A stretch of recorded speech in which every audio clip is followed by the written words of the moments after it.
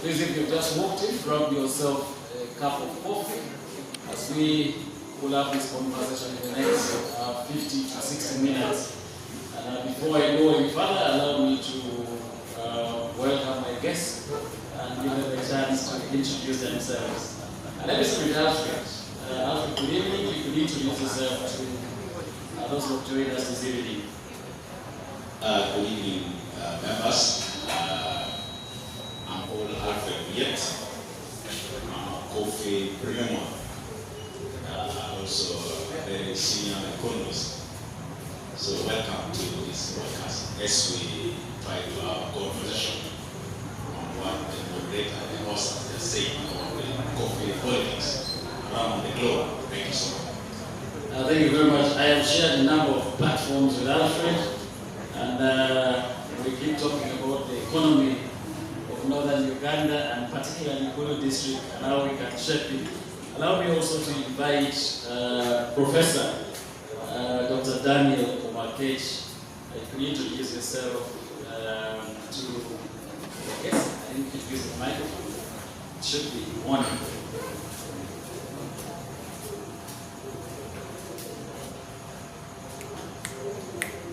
Maybe you can use the microphone. The moderator, thank you. Komakech Daniel is my name. I'm in Acholi University, Directorate of Research. Thank you very much, Professor. Let me start with you, Professor. Last week we were looking at the merger between Uganda Coffee Development Authority and Ministry of Agriculture, Animal Industry and Fisheries. And you said I was now turning political. And I think today is when we dive deep into the political aspects of coffee in this country. Over the last 2 or 3 years, what is your take on how the coffee narrative has been approached politically in this country? Where is coffee in the political decision-making space? Thank you, moderator. When you ask this question, in a sense, I visualize the conversation that went on in the Parliament of Uganda on the merger. I appreciate the debate in the Parliament, but I also noticed there was a gap. The gap was that we simply looked at coffee as a crop. But we missed out to appreciate that coffee is not just a crop, it's a political crop. And so the matter was not simply a technical scenario, it was also political. Is this the first time we are merging? Is it the first time we are bringing the matter of coffee in Parliament? No. And so building on that, I would say that the conversation in Parliament must have appreciated first that coffee was not simply a crop, but a political crop. Having said this, I want to follow up this, looking into the evolution of coffee in the political administration of this country. In 1894, when Uganda became a British protectorate,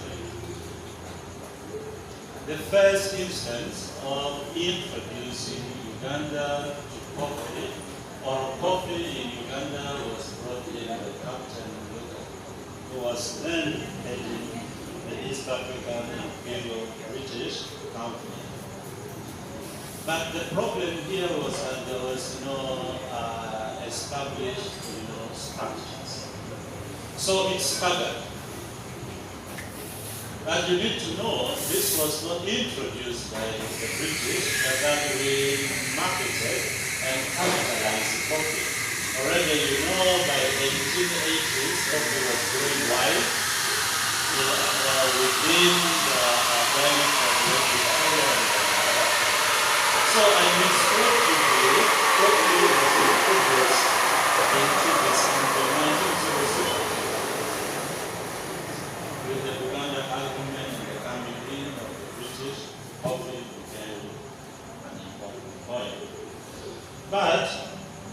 The British did not introduce coffee as a beverage.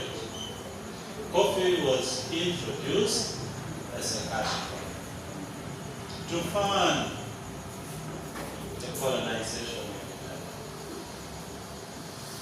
So I want to pose together with us at this point that coffee was not grown as a beverage only. It was grown as an economy to help in the colonization. So we begin to see the role coffee played to an extent that by 1925, Uganda was exporting coffee to a point that 1% of the colonial GDP was funded. And at that time, 1% was a beautiful contribution to the GDP. And that increased in the 1970s when the economy of Uganda collapsed with Amin. The only crop that was sustained was coffee. So the administration of Amin emphasized and protected and secured the production of coffee. And the coffee rate increased from 1% to 4% in the growth of the GDP of this country. That went on in the 1970s. But around 1925 to 1954, the British colonial government created a strong infrastructure around coffee. One of them was the Coffee Marketing Board. Now, in the minds of the British, emerging from the First World War, 1914, 1918, with an impressive growth of 1% in the GDP, that was important, the post-First World War British. The economy had been shattered, the 1% contribution from Uganda was enormous. And that actually continued up to 1940s in the Second World War. So coffee played the stabilization perspective of the British Empire. Coffee also played a role in funding the expenses of governing the colonial government, particularly in this country. When Amin collapsed, Obote II was transitional. And so 1985, 1986, when national resistance movement came to power, the economy was in tatters. Again, we look to coffee. And as a result, in 1992, we shifted from Coffee Marketing Board to Coffee Development Authority. The idea was to minimize waste, expedite production, and emphasize on better markets, better tax rates. So we shifted from Coffee Marketing Board to Coffee Development. The perspective here was not only production, but was also to jumpstart the economy after the overthrow of the true government. Again, it is coffee. So at this point, I want to pause with this statement. Coffee is not just a crop. Coffee is a food. Thank you very much. We also saw that the Uganda Coffee Marketing Board, which made that transition to Uganda Coffee Development Authority. Given the political history of coffee in this country, we realized that growing of coffee was also very central to Uganda. You vividly talked about the 1900 Uganda Agreement and IBEA, or IBEA company, that was here previously. Was this only an agenda that was stuck to Uganda? Where was the rest of the country in this spectrum? Moderator, 1900, the understanding of the British was that we had a firm control of Uganda and other treaty kingdoms. Remember, after the 1900 Uganda Agreement, it was then classified that we can actually create a treaty with the kingdoms that were established. So immediately after Uganda, we went to Acholi, Toro, and on what is called the treaty kingdoms. But as the British said the food, the problem was the cost of colonial administration in the kingdom or treaty kingdoms. And what do we mean by treaty kingdoms is that we have an agreement with the kingdoms. And in particular, you had the Uganda, you had the Lesotho, you had the Bunyoro, you had the Acholi, you had the Toro, and on and on. So the cost of administration was increasingly becoming a barrier. And that is exactly why in the 1900s, or from 1900 to 1925, coffee was introduced, not as beverage, but as a cash crop to offset the cost of the administration. And so you begin to see the pattern of coffee growing. It was around the corridors of the treaty kingdoms. The assumption of the British was that if we can grow as much coffee, concentrate coffee effort around these treaty kingdoms, we could get as much money to run the kingdoms and to run Uganda now as the British and the colonial area. Fortunately, by 1925, as we said, the GDP of the colonial government was 1% of the power. So it was a beautiful report. Now, it did not recover in the mind of the British that they needed to extend the coffee production. For a very simple reason, that the British kingdoms are needed to be intensified in the coffee production and the coffee marketing. And to extend it to the broader scale of Uganda would be also another reason. So, as it were, coffee now became predominantly the treaty kingdoms, as it has historically been.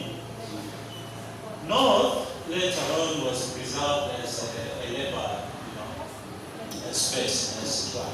So in a sense, you begin to see how coffee gets restricted around the areas. But of course, to restrict, you didn't need only the restriction, you needed the narrative to help you with this restriction. The narrative was that the North and elsewhere were not good. And we swallowed this narrative, which we are only beginning to disrupt recently. Thank you, Professor. Finally, before I move to Alfred, I want to, we've talked about pre-colonial time, post-independence, to the economic crisis of the 1970s under the leadership of Idi Amin Dada, and also Obote II. But also we have seen post-1986. And allow me to specifically look at the cooperatives, which were very instrumental in coffee farming, in coffee marketing, but there was a collapse or abolishment of cooperative, and many Ugandans saw this as a political move to sabotage the regions that were predominantly growing coffee. What is your take, especially in Mugisu? Was one case. I remember over time, Nandala Mafami was raising this, and I think it is part of this. Exactly. So, what is your take on the collapse of the cooperatives in this country, growing up coffee farming in this country? Particularly when we construct coffee as a political crop, then you appreciate how the national resistance movement at the time of entry to power had some skepticism how to deal with the coffee production and coffee marketing. The entry the beginning of the M government, we all know that the beginning is a bit fragile. There were a number of oppositions to the new government of national resistance movement. You had the Federal, which in a sense had an alliance that it was a ship, and predominantly it was Uganda. You had resistance in northern Uganda. You had resistance in Teso and on.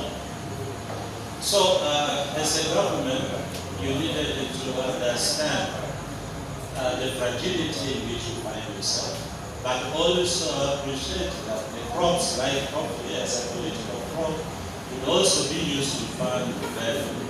So you needed to restrict circulation, you needed to restrict marketing. And in the process of restricting, the cooperative would not find itself, and so found itself. Thank you very much. Let me get to Alfred. From what Professor said, is that coffee was seen as predominantly the central Uganda crop. But recently, in the zoning, they realized that northern Uganda also has a lot of potential. And I think districts like Mwea, districts like Amur were earmarked for coffee crops. I'm also very glad to see that we have many coffee farmers coming up in these particular districts. And we're beginning to see the results of coffee farming in this particular region. Now, every time the President is making the State of the Nation address, and every time they are reading the budget, I always pay attention to how many times a particular commodity is mentioned, either in the budget or in the State of the Nation address. I also pay attention to how many times the word Acholi is mentioned, either in the national budget or in the State of the Nation address.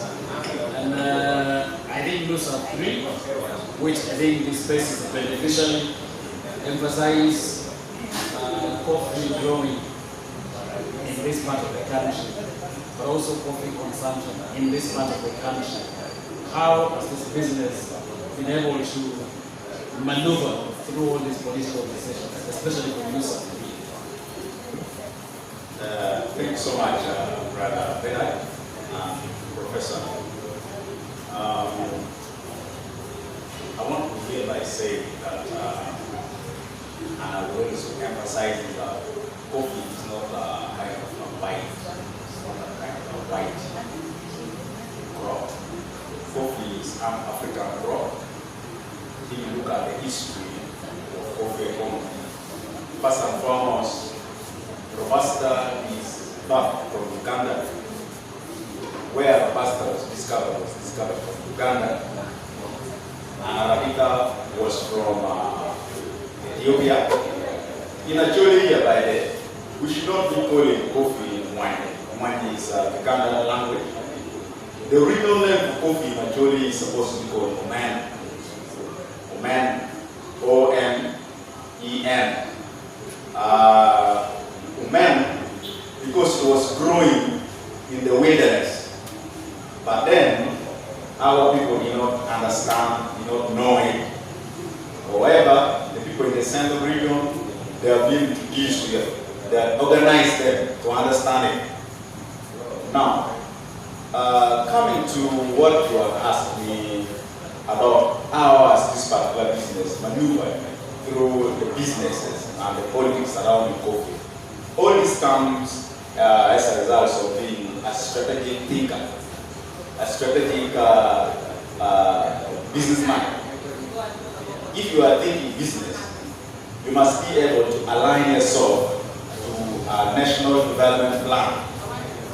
When you align yourself, you create an idea that is interested by the government in developing it. And that is what exactly made this place be the beneficiaries of our government.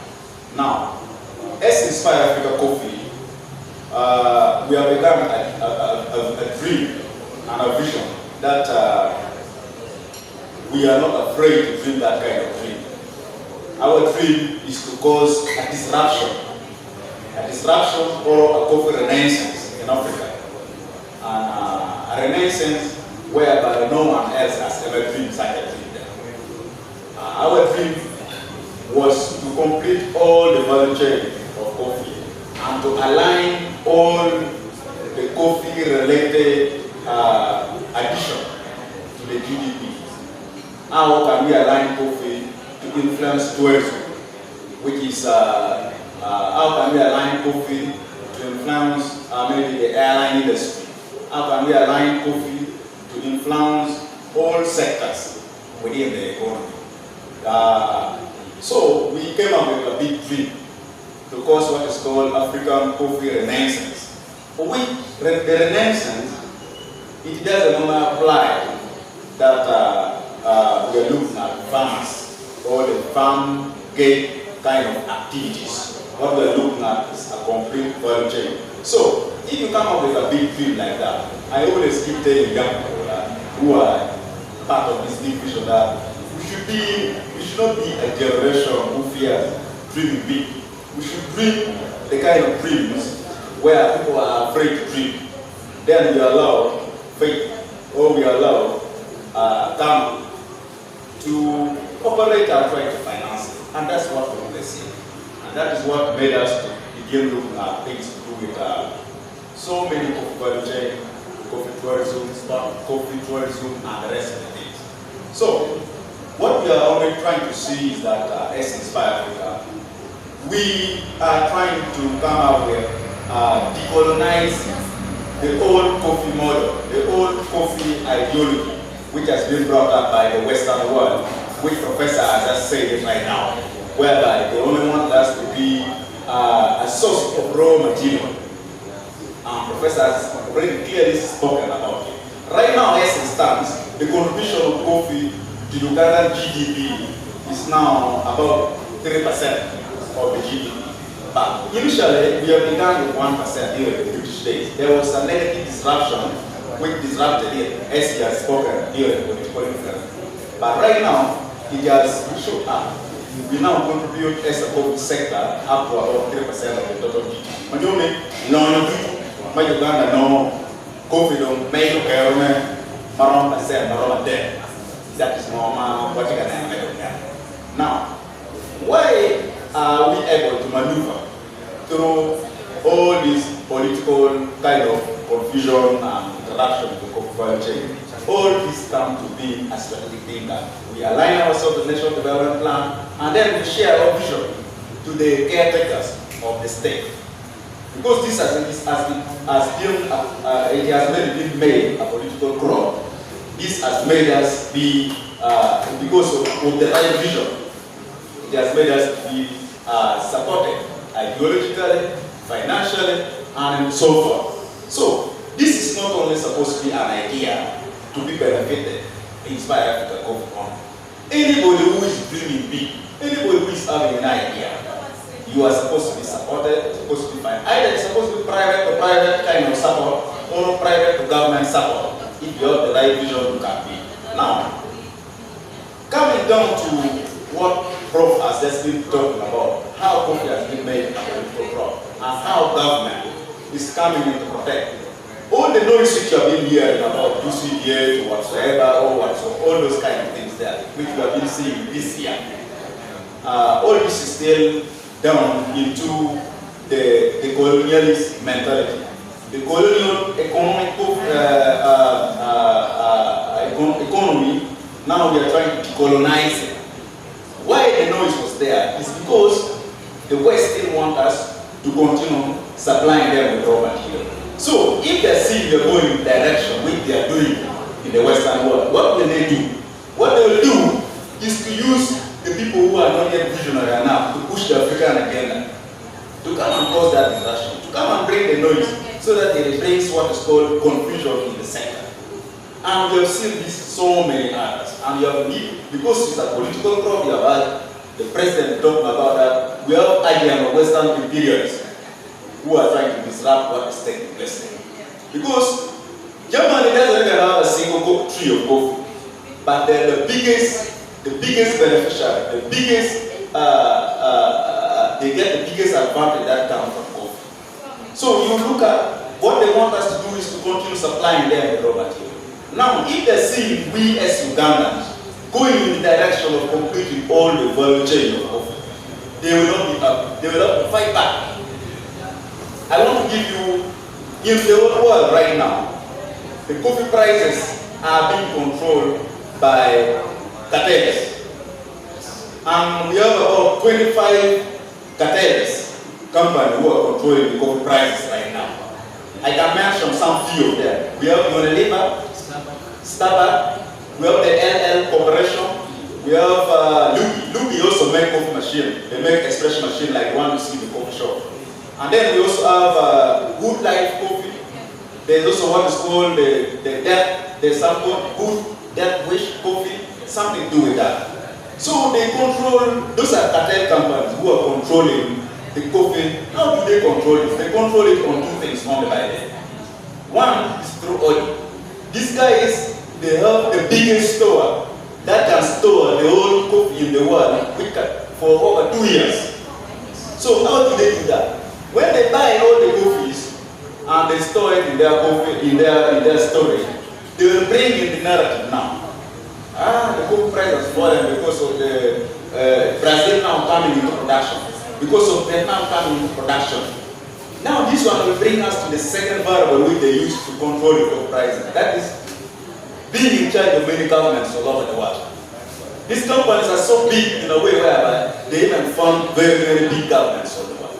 So what they say is that they tell you, Uganda, we are going to support you with this. All what we want is keep selling the wrong narrative to farmers. I think 3 years ago, I remember I was in the first meeting of starting it, where we had a meeting in Jinda, Minister's Village. I was in that meeting, and then they formed something called Coffee Investment Consortium. They formed in the areas of coffee. Now, where all the coffee actors came together, they are still supported in terms of giving them export license. They have been given in terms of helping them with diplomatic advantage, whereby he goes ahead, the person goes ahead and negotiate area in the Middle East, Russia, which has led to very, very bilateral agreement, export license being given. So far, right now, I've seen US has refused, but Canada accepted. Russia did, Serbia did, gave it to us. Dubai gave it to us. In the Middle East, we have Saudi also gave it to us. Nigeria gave it to us. And in Uganda, in East Africa here, Rwanda also accepted us to Acholi. And then Somalia also accepted. So you find that through PASEC, some initiative, people like we have this lady in Kapchora who are benefited from that, Inspire Africa benefited from that. We have this one called Saxi Coffee by Dr. Frederick Gisha from West Uganda, who benefited from that. And then in Acholi here, PASEC has helped in initiative of export. I've seen Jokana in terms of SIMSIM. They signed last month, I think. They signed an MOU with some Chinese company to export. I am a member of the consortium. I paid 10 million shillings to be a member. But because my coffee company is still young, I not yet started massive production, I couldn't be given a leeway to take the lead country. The only place right now I'm selling to is supplying molds in Nairobi with some coffee company which is called Oyete Coffee. About 6-7 molds in Nairobi. That's where I really encourage that for this impact we felt in Acholi, we should not be aloof. We have people like Del Coffee, we need to be involved. I would think if through this kind of engagement, we can arrange all the coffee stakeholders within Acholi sub-region, we have our conversations on here. Then we come up with our policy outlay, how we want it to be influenced, so that we can also be given a leeway to export. not only listening from Kampala. That would be good, Mr. Bennett. I know you are very good with that. So, reading the budget and looking at the balance of payment position of Uganda, you have seen that percent has really enabled an increment in the export earning of the country at the moment. Because of that kind of initiative there. If you are exporting something little, that means there was an increment. Because so many companies now have got a license with good bilateral agreement. It has made so many of the companies to be able to export their things. That is one thing I've seen. So it has really helped, yes, through that passive kind of initiative. Okay, thank you very much. We are running out of our time. I want to ask Professor the same initiative like passive of portrait to try, and recently we had an exhibition in Dubai, an exhibition in Serbia. We go to countries to try and have a global influence and position our export to ensure that we have a balance of trade, but also innovatively penetrate new markets. Already we have Germany, we have Italy, we have part of Asia. So how do we then capitalize on initiative like passive that Audrey Provoke has been championing in as far as coffee is concerned? How can that be a game changer to especially coffee farmers in this country? Such an initiative. Again, I want to go back to the story that the boosting point of Uganda's production, which is the Asian countries and the rest of the thing. These cartels sit down in the boardroom. When they see that their storage is getting empty, they bring in those two variables which I mentioned, ordinary and then selling long variable. So that the cook prices drop, farmers begin, and this kind of thing as an economist also. We practice it in something which is called economics of military warfare. And I've been seeing it in Acholi. People who buy things in camp, they pay all the registration in Acholi and the TV station. Then what they do, they tell them that you be reading this announcement and news that the same price has fallen. And then the farmers, the layman down here will now say, okay, since it has fallen, the middleman now comes and says, you know what? The same price has fallen. Let me just help you, I buy it at 2,500 shillings. Because psychologically, they have made it enter in the mind of a citizen producer. So, that is the same narrative which these cartels are using. They don't care really. They don't care whatsoever a farmer benefits or whatsoever the farmer doesn't benefit. What they mind is maximizing profit from this coffee. So, this makes coffee really a political problem. Whereby, if you are engaging into coffee value chain, the government needs to come full board to protect the big dreamers in the coffee sector. Otherwise, they will be brought down by this cartel because they really control the world. Because when it comes to food, like Russia, it's cold. You go to the Western world, it's cold. So here in the cold weather like this, coffee becomes the deal. You get it? Now, the evidence of what I'm saying is the current price which fell is because of what I've just said. Why? If you look at from the current market, that is CAGR market. That's a global coffee regulatory market right now. You'll see that the price of capsules, the capsule coffee, the price of instant coffee. When you talk about instant coffee, it's this type one where Inspired is producing. They put it in the packet, whereby you just stir it and pour it in your water. Then you just start drinking straight away. Then the capsules are this one, they make it like in terms of tablet. You just drop it in water, the melt, and you start drinking. Or you put it in your coffee maker at home. That's what is called the capsule. The price of capsule right now, according to the CAGR market projection right now, it is projected to grow by about 6.73%. That was from the latest market statistics of yesterday. And it is actually contributing up to about $13.3 billion US. That is the current projection by 2030. So, if you look at that, you will find that the coffee needs to be regulated by government. If they don't regulate it by government, these cartels will leave farmers down here. Who is in Agabo and Baimon, who is behind Labon, who is in Noya, who is in Lamon in Kotika, who is in yet country, they can really be frustrated. You assume right now, coffee was being bought at the market. Right now, if you look at the market price of coffee, we have started the coffee is this one with the cover. It is at about 6,000 to 7,000 to 8,000 there. That is the range, the farm gate price. Then you come to maybe the fab. When you talk about fab coffee, it is fairly average, good quality coffee.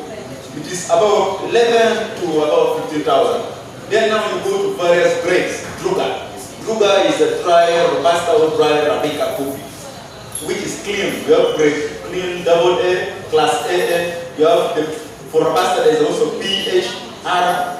All those grades now which are sold per kilo at Uganda shilling 22, either 25,000. The price are relaxed.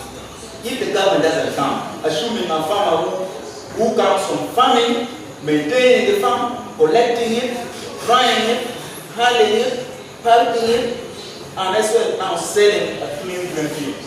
Already then some of our cook stakeholders who go into secular processing of roasting and doing everything. Then people like inspired people who are born into tertiary production of changing it now to other forms like oil for smearing, lip balm for women, maybe medicine, the calculated medicine, whatever. Those are tertiary production which are taking place. And that is what the Western world doesn't want. Alfred, let me stay with you there. Yes, there is something called disruptive innovation in the market. Yes, sir. But also you speak about cartel. There's a very big politics in coffee pricing. You mentioned companies. Yeah. If you look at yesterday's New Vision, Yes. there's an article about what we are talking about. Yesterday's, I think there's a columnist who wrote extensively about coffee pricing and the cartel that is involved. Yeah. I would encourage all of us to read that particular article. Absolutely. It helps to inform the conversation that we are having now. Absolutely. And as we talk politics in this country, has there been an effort by our government or political leadership to intervene in the politics of coffee pricing, especially with these companies that are global major? We have some companies in South Africa. Yes. As well. Yes. So what has been the effort by government and our political leadership to ensure that we intervene to protect the farmers? The best right now government needs to do, they need to begin certain positive intervention to cause what is called a positive disruption in the coffee economy. How?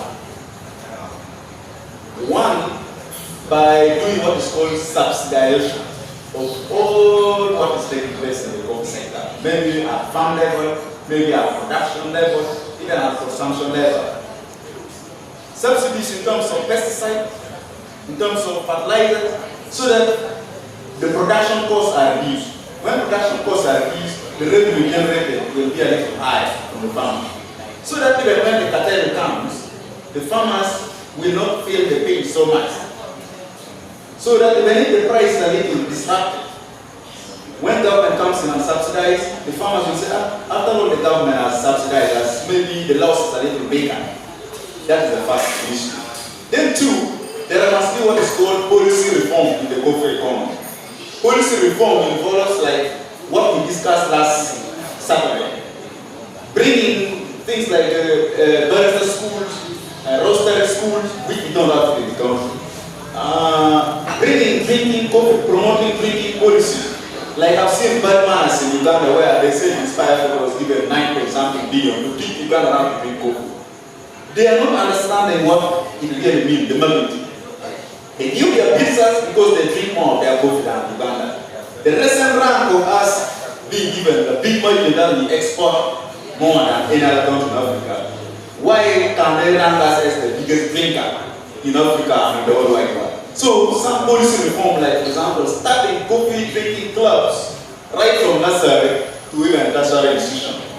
That can be there. Professor hinted it last week, whereby they said in Germany, some few people are already been, if you go in every department, there's a coffee machine. That is already an influence, policy a policy reform that the government needs to to be involved inside this.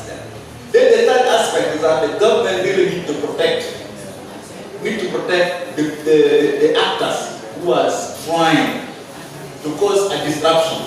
When you talk about a disruption, it means they are trying to break the barriers of the ordinary condition which we are used to. That we get our coffee from the market, we put it in the juice bag, the 20 kilos juice bag, then we wait by going into roasting, packing, selling to the EU. Those are people who are causing a disruption in Uganda and Congo. If you look at before I hang in my leg here, let's ask me one question. I want to give an example of the coffee economy in the cup. When you sell a cup of coffee of this nature, the person who is selling the milk will benefit from it. The person who is selling sugar will benefit from it. The person who is selling maybe coffee itself, roasted one, will benefit from it. And then also some additives like honey will benefit from it. So if you add the price of milk, you add the price of coffee itself, the price of sugar itself, you find that if the raw coffee was supposed to sell a kilo at only about maybe, let us call it around $7, $7 or $6 like that, or even 13, which is about 2,000 Uganda shilling, you will find that a kilo of coffee when roasted, you're going to get about 100 of these espresso capsules. Now, when you value the market price from a shot of espresso, if you tabulate all the milk there, you find out a cup of espresso like this is enough to generate to even buy 1 kilo of coffee of raw milk. That is the kind of value addition the government need to try to improve. Thank you very much, Alfred. Let me get to Professor. There has been, Alfred raises two issues. One, there's a saying in Uganda that coffee does not lie. And this is a common thing that they say, that coffee does not lie. You can never go wrong with coffee. We want to look at the qualities of pricing coffee, especially that is Brazil and Vietnam. Now, every time we have excess coffee from Brazil and Vietnam, it affects global pricing. Why? It's because of the cartel involved, the companies that we mentioned them here, and they keep wanting. I asked Alfred what our government can do to ensure that we protect our space in the coffee business. Now, the cartel is at the global level, and sometimes because of their position, because of their wealth, and because of being very connected, it makes it difficult for our farmers and our marketers to go through some of the adults. I want to find out from you what could potentially influence this political pricing of coffee at a global level. How do we navigate through that to remain relevant in this space? Because right now, if the price of coffee is at 2,500, chances are that you may use 1,500 shillings to get that coffee. And that seems to be a loss to the farmers now. And it has a direct bearing on the price of coffee.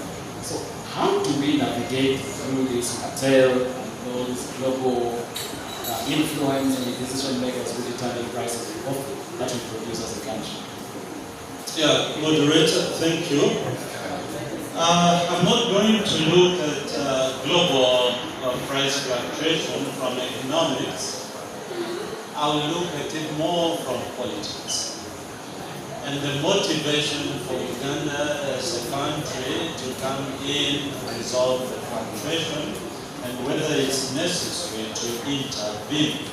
Again, historically, you know that already we've said by 1925 we were at 1%. Huge contribution to GDP. By 1974, 75, 76, we had risen to 6%. As the growth levels were impressive, there was also a political suppression. And I want to start from there to see the motivation for price control, fixing of prices, or suggesting that the fluctuation could go on without much political or state intervention. By 1948, Uganda as a region had 76% of the total production of coffee in this country. The rest were from the Treaty Kingdoms. But you also need to know that the first fight and mobilization against the colonial government of the British was around the land. The question was that the income from coffee that Uganda was getting empowered Uganda politically to start a mobilization against colonialism. In simple sense, coffee contributed in the struggle for independence, making coffee central to political agitation.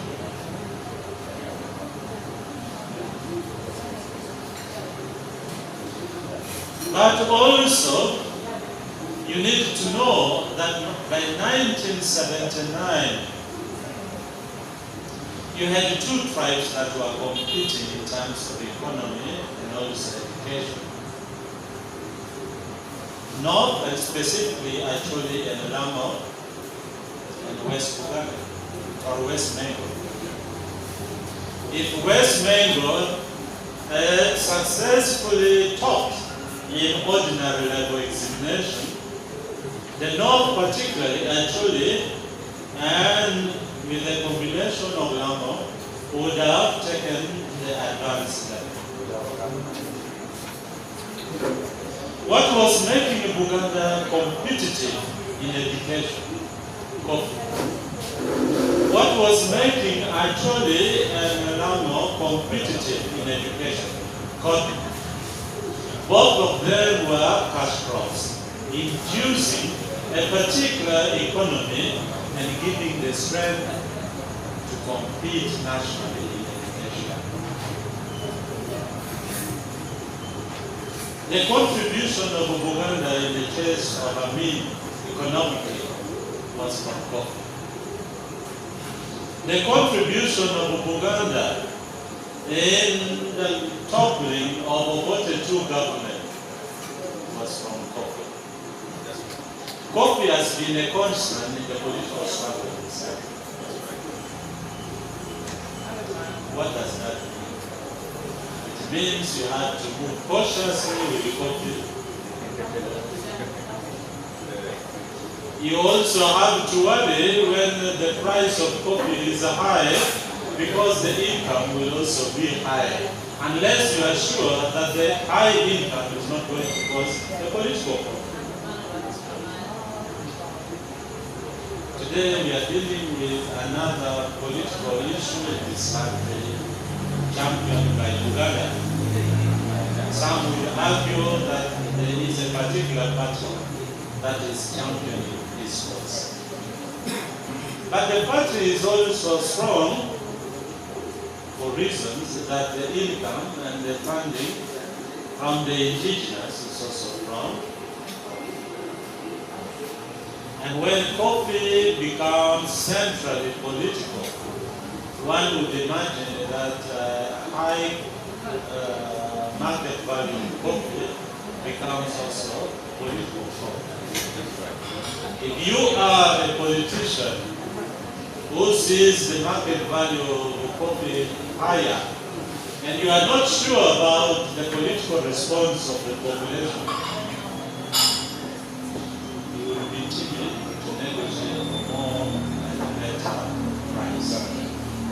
At this point, I'm not talking as an economically, I'm talking politically. So, when we begin to see some level of indifference, it is not that we are not responsible. It is only that we still want to know the political assurance that the increase in the prices, the increase in the income will not translate into political agitation. Should that be the case, then we may be a bit relaxed to negotiate better prices. What that means for Ugandans is to try very much to separate income from political agitation. If income becomes exclusively or fairly an economic, empowerment for growth and for development with less political agitation, I think we shall not be motivated politically to negotiate better prices. Thank you very much, Professor. I'll throw this to both of you. Currently, we have an initiative on export promotion in this country. This is political. This is being run by Audrey Rambogo. And the export promotion idea is to position our products in the global market, but also to negotiate space on how our products can compete fairly in the global space. I want to find out from Alfred, how is this working as far as coffee is concerned, the Audrey Rambogo initiative? Have you seen any tangible impact from this? I think, thank you so much, Bernard.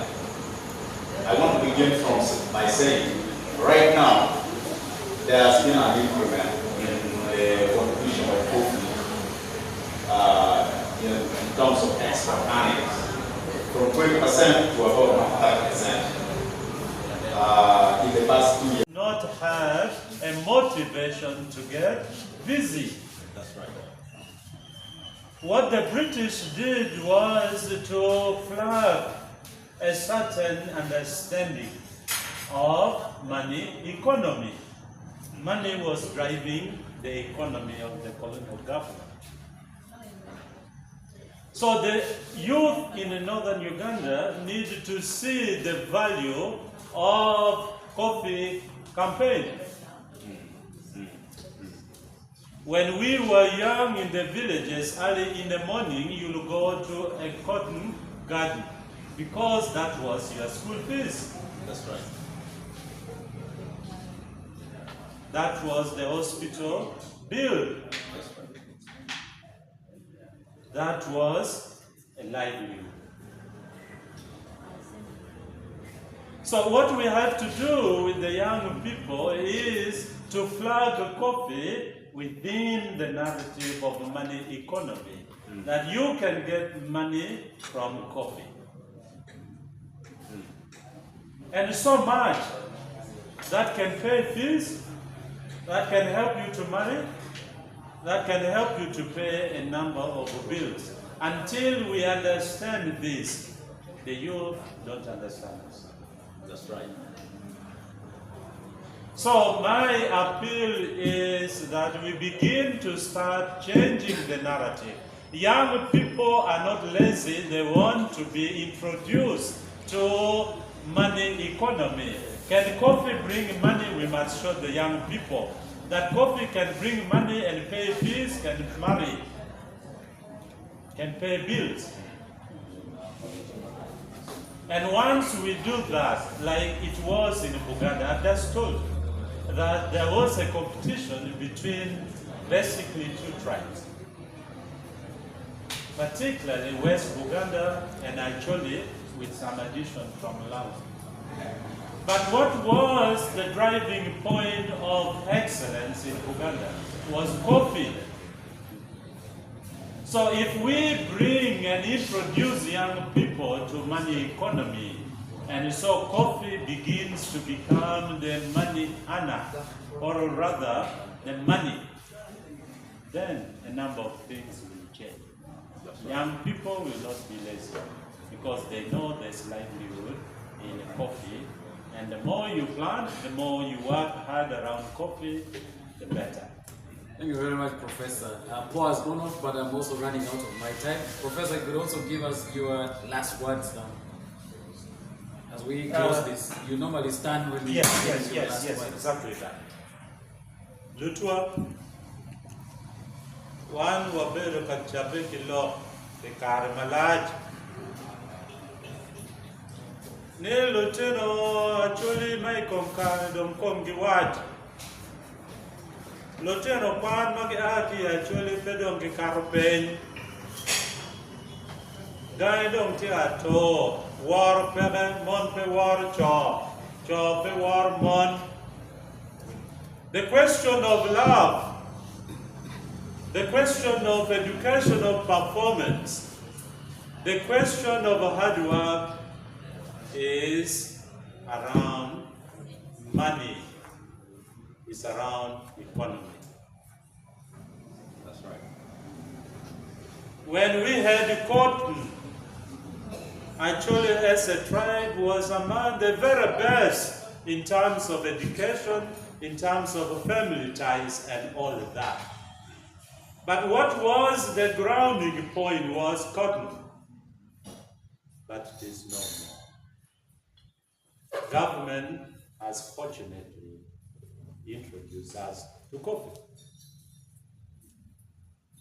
What we are understanding is that cotton grew as cotton built us houses, cotton took us to first-class schools, cotton transformed the lives. To talk about hard work, let us show young people that you can make money from coffee. To talk about performance in school, we must have money, we must have a good income at home. The children must eat well, that when he goes to school, he is mentally stable. And that is when we begin to understand that coffee can bring us such an income. We are going to talk, and we are going to continue to talk about performance. But I want to say there is a close relation between performance and economy. That's right. For us to resurrect in terms of educational performance, we must stabilize our economy. And here we have coffee.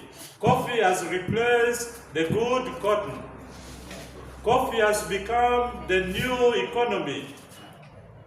When you have a livelihood, as I normally say, when there is a quarrel at home, nobody is bad.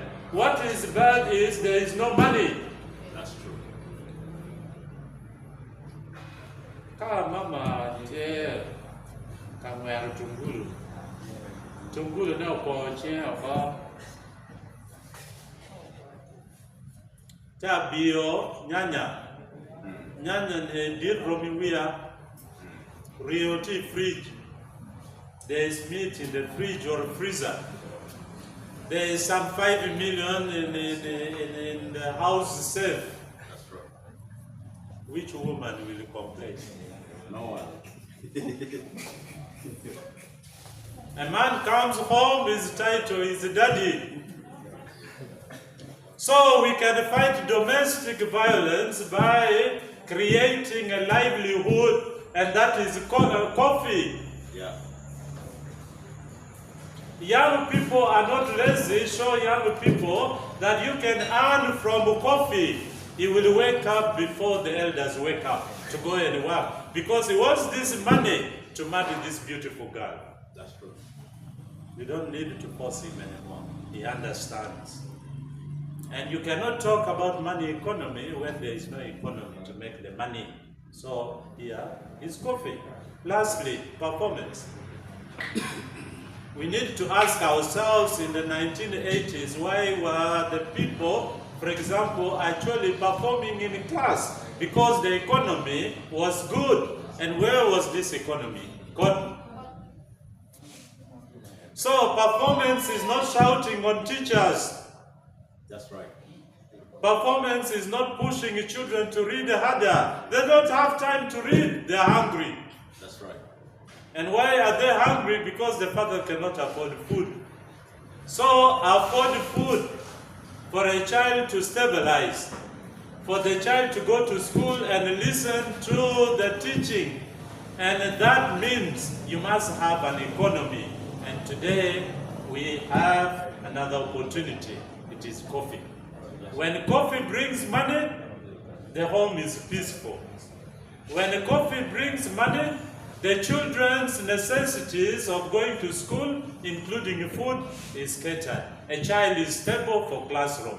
And the teacher no longer shouts because he has a learner who is now ready to learn. So our performance is coffee.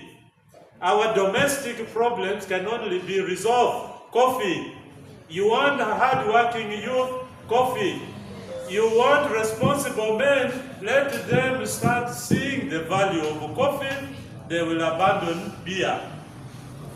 Because all of them will have become born-again coffee producers. There is no time for Marua. They are now born-again coffee producers. Thank you. Professor, thank you. Let's